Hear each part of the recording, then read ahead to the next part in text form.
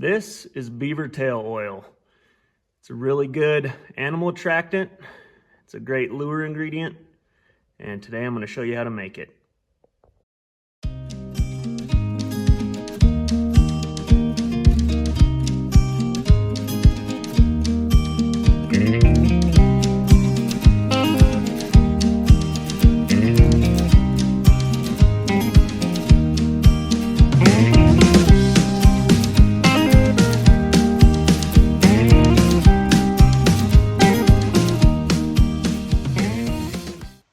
Hey friends, welcome back to the channel. Just got a quick little video for you today. I'm going to talk to you about Beavertail oil today. Really good animal attractant, good lure ingredient. Just your sun-rendered oils in general are phenomenally valuable to a lure maker and a trapper. Most of my formulas have some sort of a sun-rendered oil in them. Some of them have multiple sun-rendered oils. And Beavertail oil is a sun-rendered oil product, natural grease product that holds a lot of attraction to canines, all the predators really. But what it is you're going to take the tails off of your beavers, cut them up, put them in a jar, let them rot down. It's that simple. And you're going to want it to be in a sunny area where it can sit all summer. And that fat that's inside the tail is going to slowly render out. You're going to be left with a nice thick liquid on top, which is going to be your Beavertail oil, and a mixture of sludge on the bottom. But let me flip this camera around and I'll give you an idea of what you want to do. Alrighty fellas, I need you to play pretend for a second. And I'm going to go ahead and apologize right now. I filmed a segment on this when I was skinning out my last beaver, and I've lost the footage. So for today, we're going to pretend that this is a beaver tail. And most of you guys have seen a beaver tail. Once you get done skinning your beaver, you're just going to cut through at the base of the tail, make a cut here to the bone. This is the bone running through the middle. Twist that tail, it'll pop right off. And once I have my tail out, I leave the leather on the outside. You could, if you want to use the leather, you can surely skin that off and save it. I've never done it. I've heard guys say that it still makes a fine oil product. It just might not be as dark in your final product. But so your bone is running through the middle of your tail. What I do is I make a cut from the outside with my knife, just right to the bone, and another cut here. I do that all along where these dotted lines are. And then I just take a small hatchet and I chop through the bone at each one of those cuts. Then I'm left with chunks. And then what I'll do, once I have this chunk separate, I just cut through here, along the bone, and here. And that's gonna leave me with, a bunch of small chunks of beaver tail. And then basically you just throw it in a jar. And I'll show you right here, I've got various stages of Beavertail oil. There's 3 tails or so in this jar here. Been sitting for a couple of weeks and it's already starting to produce some oil, as you can see. This dark layer right here is our actual oil. This is gonna be the water and sludge that renders out of those beaver tails. But you just sit them in there, and then over the course of a summer, 4-6 months or longer if you'd like, you can let it age as long as you'd like, but you're going to end up with a nice thick oil there.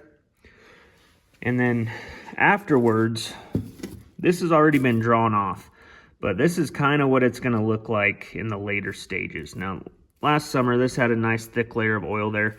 You can still see a little bit of oil on top. It's hard to get it completely separated. But this is your byproduct. This is your sludge, your water, and your solids left over there. This can actually, you can experiment with that on your line as well. This is a more foul smelling of the two products. Your oil, if you've never smelled it before, it's pretty strong, but it's not extremely off-putting. But it's just a really good ingredient in general. Can be used alone or in formulation. And once you do get some drawn off, it's going to look like this, like I showed you at the beginning. And it's a very thick, dark, rich oil. can be used at just about any set you'd like. If you're gonna mess with this and use it, I'm not gonna tell you the type of reaction you're gonna get from using this. If you're gonna play around with it, if you're gonna mess with making your own lures, I highly recommend going out and testing yourself. You need to test products. You need to test single ingredients. Very, very important. When you're formulating a lure, you want to have a reaction in mind of what you're trying to get out of the critter. So I think it's very important to go out and test single ingredients, you know, before you get too carried away with using them. But that's it, guys. Very simple, easy product to make at home.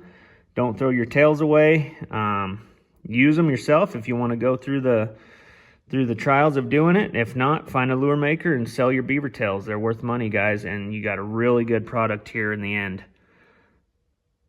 So that's it for today, man. Pretty simple video, pretty self-explanatory, real easy product to make yourself. I'm going to be doing more on some sun-rendered oils over the course of this summer, but they're just really, really good attractants on the Predator line. You know, you got your fish oils, your beaver tail oils, skunk fat's a really good one as well. And the process for rendering those down are a little bit similar, but a little different. And on that jar of your beaver tails, I leave the lid just loose enough that gas can escape. You are in the beginning stages, you're going to get some gas buildup in there, but it's nothing like, you know, tanning down meat or rendering meat or carcasses, where you're going to get a ton of gas on those. And I don't do anything special with sealing it up. I haven't had any any issues with flies.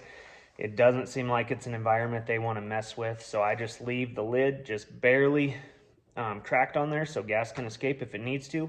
You could also, if you're worried about it, just go burp that thing, you know, once every few days until it quits putting off gas.